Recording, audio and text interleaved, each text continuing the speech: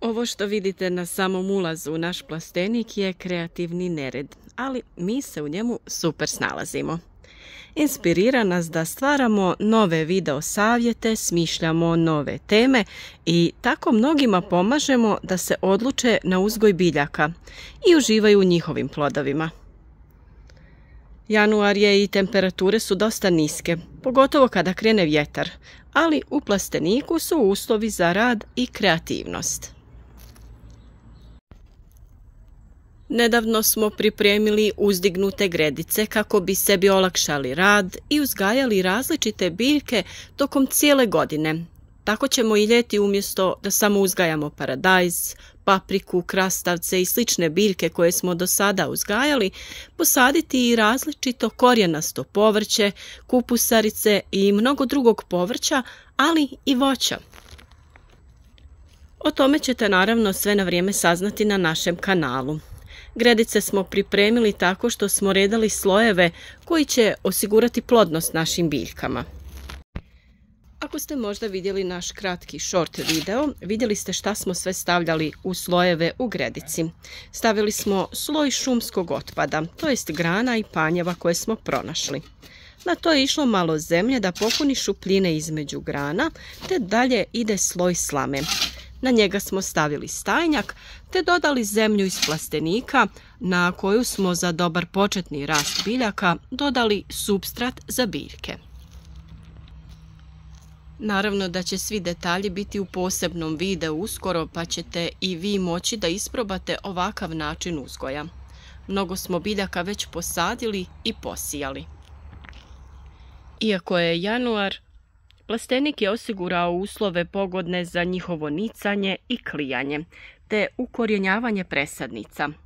Rukola, radič te kupus, kelj i razne salate, kao i rotkvica, niknuli su i lijepo napreduju. Posijala sam i mrkvu te peršin i celer, a luk već polako izlazi iz tla sa svojim zelenim perima i lijepo napreduje.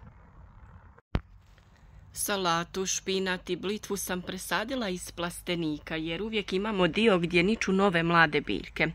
To vam je odlična metoda kako ne bi sve dospjelo u isto vrijeme. Razne biljke sijemo u razmacima od 10 do 20 dana i tako će one dospijevati u različito vrijeme. Iz tog razloga ovdje imamo salatu koja je jako gusto posijana i pomalo ju uzimam i presađujem gdje mi je potrebno.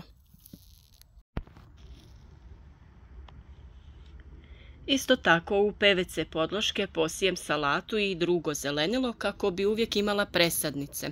Još malo će biti i vrijeme da se prebacujemo u baštu na otvorenom, pa će dobro doći. I u uzdignute gredice sam posijala određenu količinu salate, također u razmaku od 10 dana, pa ću imati salatu u raznim stadijima. Iako se svo ovo povrće može uzgajati i na otvorenom, u plasteniku napreduje tokom cijele zime, pa se sada već sve može brati. Na otvorenom bi biljke više mirovale i ponovno krenule sa razvojem tek u proljeće. Rotkvice su odlične i krupne, pogodno im je tlo sa dosta hranjiva i vlage, pa su se lijepo oblikovale. Iako su dosta krupne, nisu ljute, jer ta pojava najčešće se javlja kada je jako vruće i nema dovoljno vlage. Ne zaboravite da se i listovi rotkvice mogu konzumirati i odlično uklopiti u salatu ili varivo. Rotkvice obiluju C vitaminom, vitaminima B skupine, fosforom i cinkom i blagotvorno djeluju na našu kožu, čine ju mekom, glatkom i napetom, sjajnom i uistinu lijepom. Posebno bogato željezom je pak lišće rotkvice, pa se savjetuje da ga konzumiraju anemične osobe. Međutim, sigurno se pitate što sa lišćem rotkvice napraviti, a da bude ukusno i primamljivo. Velika većina osoba ovo zeleno blago sa vrha rotkvice odstrani i baci u otpad i to je krivo. Nakon što lišće dobro očistite pod mlazom vode, Možete ga koristiti u raznim jutarnjim svježe cijeđenim i miksanim sokovima, raznim miješanim salatama ili napraviti kajganu sa listovima rotkvice i dodatkom još nekog povrća. U sokovima će dobro funkcionirati sa jabukom, limunom, naribanim đumbirom i medom, dok će vam za salatu biti potrebno još nekoliko lisnatih salata da napravite dobar miks. O dobrobitima špinata je suvišno i govoriti koliko je ta biljka značajna u našoj ishrani. Pomaže u probavi, snižava razinu šećera u krvi, sadrži vitamin A i C, vlakna, folnu kiselinu, magnezij i 13 različitih flavonoida koji pomažu u borbi protiv raka. Vitamin C i E, beta-karoten, magnezij, cink služe kao jak antioksidant koji se bori protiv osteoporoze, arteroskleroze i visokog krvnog tlaka. Špinat je također pun luteina koji čuva naš vid, a također čuva kožu i kosti. Špinat se može pripremati na razne načine, ali ipak najbolje ga je konzumirati svježeg, na primjer u salati. Uzgaja se od septembra pa sve do maja, jer ne podnosi visoke temperature, a podnosi one nešto malo niže, pa mu ovo hladnije doba godine mnogo više odgovara. Blitva u svom lišću krije brojne nutritivno vrijedne tvari, zbog čega se smatra zaista moćnom namirnicom.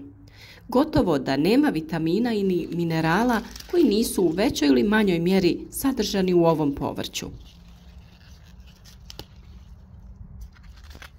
Prema tvrdnjama stručnjaka, u blitvi je prisutno oko 13 različitih antioksidanasa, od kojih se posebno ističu alfa i beta-karoten, lutein, zeaksantin i kolin. Ovo je jedna od rijetkih namirnica koja termičkom obradom ne gubi svoje vrijednosti. Naime, za razliku od drugog povrća ili voća, količina nutrijenata u blitvi se čak i povećava nakon procesa termičke obrade.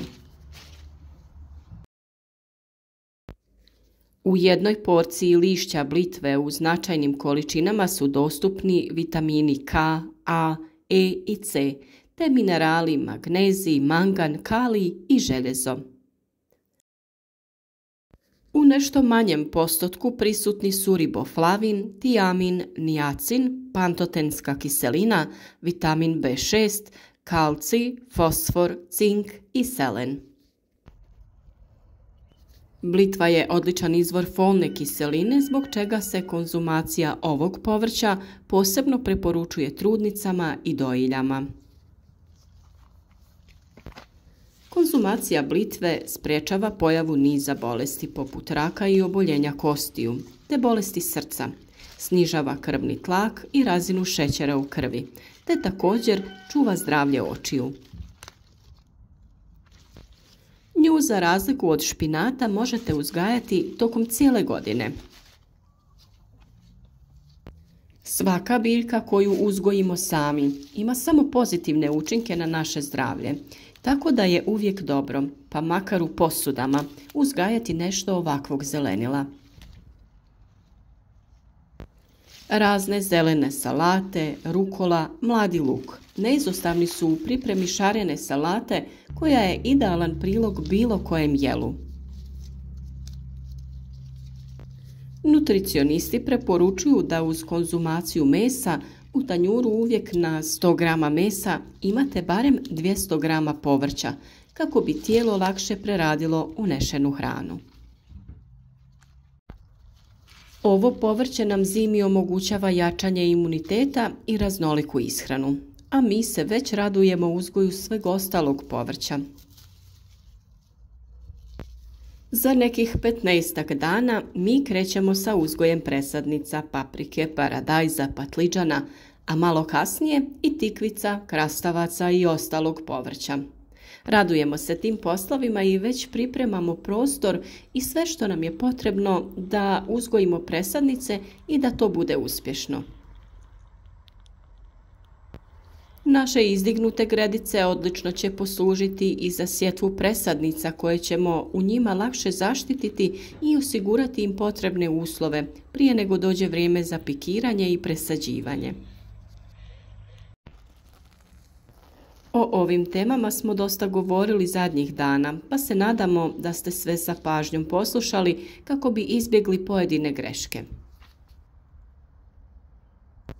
U svakom slučaju idemo zajedno u novu sezonu, uzgajamo zdrave i jake biljke koje će nas nagraditi obiljem plodova. A vi pratite naše savjete redovno jer ćemo zajedno da pripremamo prirodne preparate za zaštitu i prihranu naših biljaka. Ne zaboravite zapratiti kanal i naš rad podržati sa like. Podijelite video sa prijateljima na društvenim mrežama i svima vam želimo uspjeh u radu i puno zdravlja.